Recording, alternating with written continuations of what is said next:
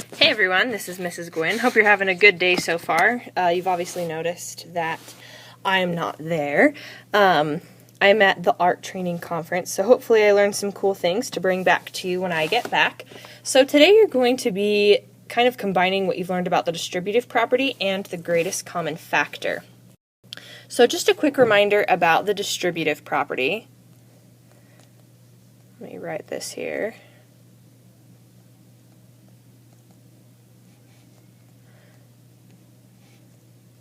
And remember, it's something where if we have a number outside of a set of parentheses, right next to it, so like 3, and then we have some either added or subtracted thing in the middle, we distribute the 3 by everything, or multiply the 3 by everything inside. So that gives me 3 times 7, taking the 3 to every number inside the parentheses. So I have 3 times 7 plus 3 times 10. And I know that 3 times 7 is 21, and I know that 3 times 10 is 30. So I'd have 21 plus 30 using the distributive property. I can also use it with variables. So if I have 4 times y plus 2, I just take the 4 and multiply it by everything. So if I have 4 times y plus 4 times 2, then I have 4y plus 8. Okay, so that was a quick review on the distributive property. So now let's say I'm kind of going the reverse way. We call this factoring when we're taking the distributive property in the opposite direction. Instead of multiplying a number outside the parentheses by everything on the inside, we're going to create an expression that has a number on the outside with 2 or more items inside the parentheses. So the first thing I'm going to do, and go ahead and write this in your notes, so go ahead and put 12 plus 18 on there. The first thing I'm going to do is find the greatest common factor of both of these items. So the way I'm going to do it today, and the way I want you to work on it today, is using factor rainbows. Okay, so I'm going to start with 12 here. And I know that some factors of 12 are 1 and 12, because 1 times 12 is 12. I have 2 and 6, because 2 times 6 is 12. And I also have 3 and 4, because 3 times 4 is 12. And for 18, I know that 1 and 18 equals 18. And I know that 2 times 9 is 18, so 2 and 9 are factors. I also know that 3 times 6 is 18. Now I would also check through some of my other rules of divisibility. So I've used 1, 2, 3, and 6. Let me quick look at 4.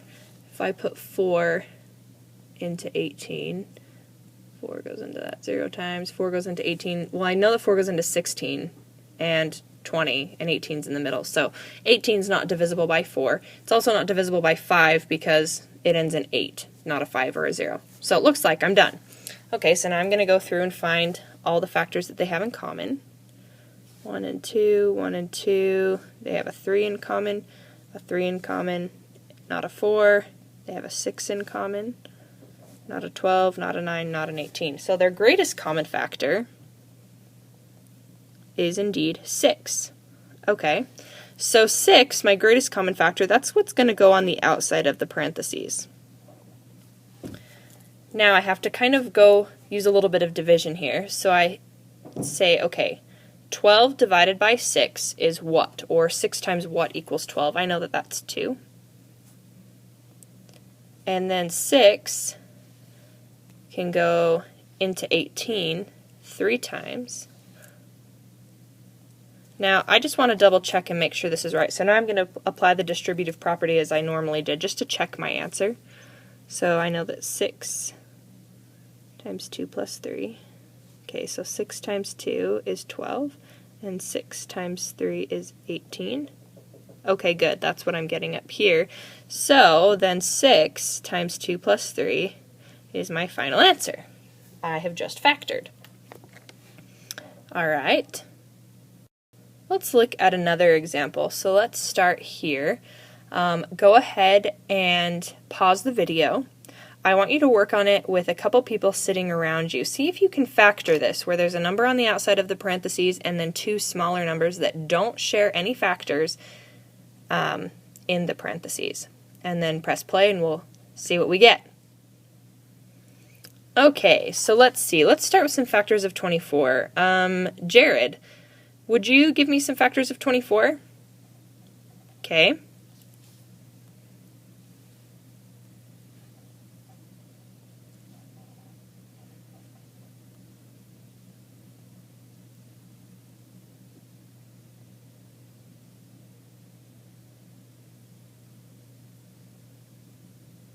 Excellent. Thank you very much. And then with 36, should have 136 and 2 and 18, 3 and 12. I need to make my pen size a little bit smaller. So that's 3 and 12. 4 times 9.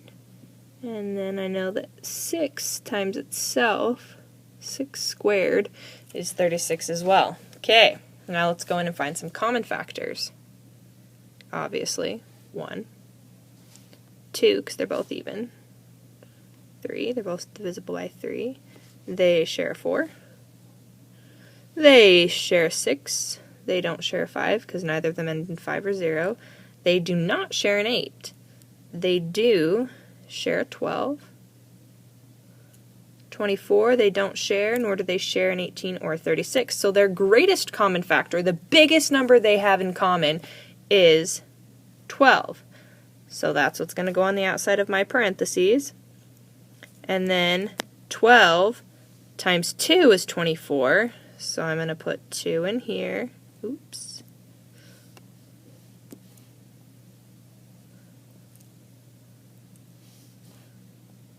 2 plus, because I started with an addition sign, and 12 times 3 is 36. Now I'm going to quickly check that, make sure that I got it right. This is one of the nice things about algebra. You can actually double check your answer pretty much. So 12 times 2 is 24. 12 times 3 is 36. And that's what I had to begin with. So 12 times 2 plus 3 is my final answer. And I also one thing to look out for is the stuff in the parentheses should not have any common factors. If they do, that means that this number can be bigger. If these share a common factor, 2 and 3 do not, but 12, if they did, this number would have to get bigger. Okay, this time I want you to own. So again, pause the video. We're starting with 18 plus 63. Pause the video, work on it, and then let's compare. Okay, so I'm going to start with a factor rainbow for 18. So I have 1 and 18. 2 and 9. 3 and 6. Not divisible by 4, nor is it divisible by 5. And 63. I'm going to have to make it a little bit bigger over here. So obviously 1 and 63. It's not an even number, so it can't be divisible by 2. 3, I think, goes into it. Yeah, because 6 plus 3 is 9, and 9 is divisible by 3, so let's do 3 into 63. That's 2 and 1, so 3 times 21. It's not divisible by 6 because it's not divisible by 2, and it has to be divisible by both 2 and 3 to be divisible by 6. Let's see, 4, nope. 5, nope. 6, no, we already did that one. 7, it is, and I know that because of my math facts. 7 times 9, it's not divisible by 8 because it doesn't even end in an even number. Alright, so let's put in some, and, well, I guess it doesn't have to be, yeah, it does have to be an even number if it's divisible by an even number. Yes, it does. Okay, so now let's find common factors. 1, of course, always. 2, no. 3, yes. 4, no. 6, no. 7 over by 63, but not an 18. Oh, look, a 9. 18, no. So it looks like our greatest common factor here is 9. So 9 is going to go on the outside of the parentheses. And then 9 times what equals 18? 2, of course. You can yell this one out too. 9 times what equals 63? Good, 7. Okay, now I take a look at the parentheses, what's inside the parentheses, this 2 plus 7. 2 and 7 do not share any factors other than 1. So I know that I've boiled this down as much as I can, and that means that my final answer is 9 times 2 plus 7. I'm also going to quickly check to make sure I'm getting back to the original answer. So I'm going to distribute the 9 here, apply the distributive property. So then I get 18 plus 63, because 9 times 2 is 18, and 9 times 7 is 63.